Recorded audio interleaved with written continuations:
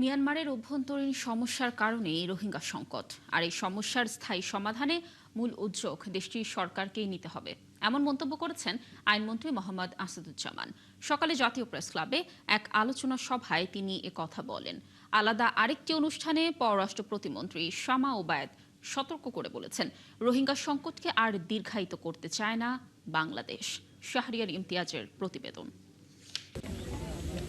2017 সালের আগস্টে মিয়ানমার সেনাবাহিনীর দমন-পীড়নের মুখে 7 লাখেরও বেশি রোহিঙ্গা পালিয়ে এসে বাংলাদেশে আশ্রয় নেয়। কক্সবাজারে গড়ে ওঠা বিশ্বের সবচেয়ে বড় শরণার্থী শিবিরে বর্তমানে আশ্রয় নেওয়া রোহিঙ্গার সংখ্যা 12 লাখেরও বেশি। সরকার ও আন্তর্জাতিক সংস্থার উদ্যোগে বারবার প্রত্যাবাসনের উদ্যোগ নেওয়া হলেও তা ভেস্তে গেছে।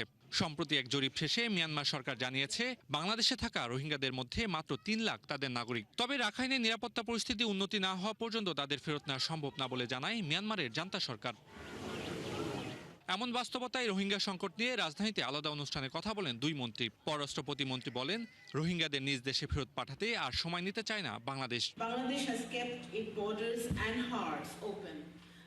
বাংলাদেশ রোহিঙ্গাদের জন্য সীমান্ত খুলে দিয়েছিল মানবিক কারণে। নিজেদের নানা সীমাবদ্ধতা ও উন্নয়ন চ্যালেঞ্জের মধ্যেও বাংলাদেশ তাদের এখনও বাসস্থান, শিক্ষা ও চিকিৎসার ব্যবস্থা করে যাচ্ছে। কিন্তু এই সংকট আর দীর্ঘ হতে দেওয়া যায় না। কোনোভাবেই 10 বছরের এই সংকটকে 20 বছরের সংকটে পরিণত হতে দেওয়া যায় না।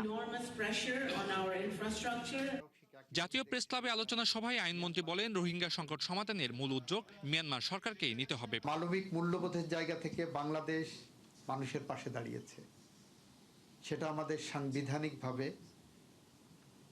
দাঁড়ানোর একটা নৈতিক দায়িত্ব রয়েছে আর্টিকেল 25 অনুসারে। রোহিঙ্গাকে আন্তর্জাতিকভাবে যেভাবে দেখা হচ্ছে, আমরাও ঠিক একইভাবে দেখছি যে এটা মিয়ানমারের অভ্যন্তরীণ সমস্যা।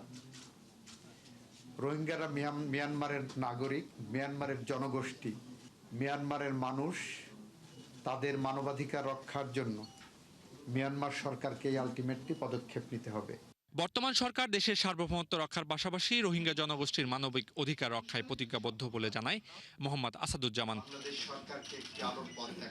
শাহরিয়ার ইমতিয়াজ, 71, ঢাকা।